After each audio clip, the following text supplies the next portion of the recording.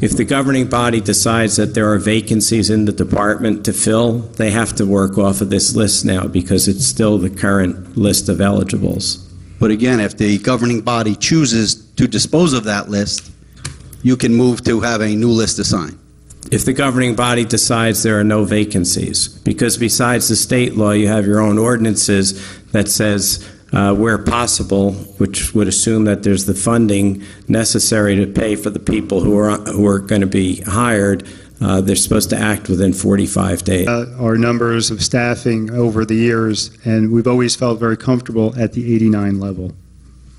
And what are we at now? What are we operating at now? 86 currently. And how many retirees do we know of before the end of the year? Well, we're certain that there are 2 more, which would be June 1st and July 1st. And then one in October. Hiring.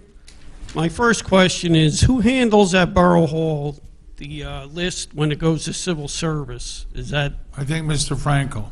whole list, correct? No, we voted to hire individuals.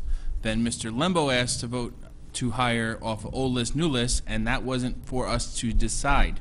Never has this council decided on that before. It's always been done through civil service. One list that we have to work off of. There absolutely is. You have a list that is certified. Do you want to hear my answer? There absolutely is only one list.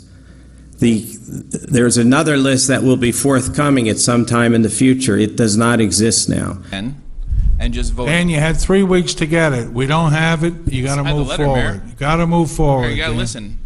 We asked. No, we asked for this legal opinion 3 weeks ago. We had the legal opinion. We were told what the legal opinion is. You don't want to hear it. You don't want to hear it. That's your point. The legal opinion. We were told what the legal opinion is. You don't want to hear it. You don't want to hear it. We had the legal opinion. We were told what the legal opinion is. According to Mr. Clark and Mr. Franklin, you can correct me if I'm wrong, if my summary of the conversation was not accurate, but Mr. Clark did indicate that it was his legal opinion and you were legally obligated to use the existing list in your possession to make the recommendation to hire.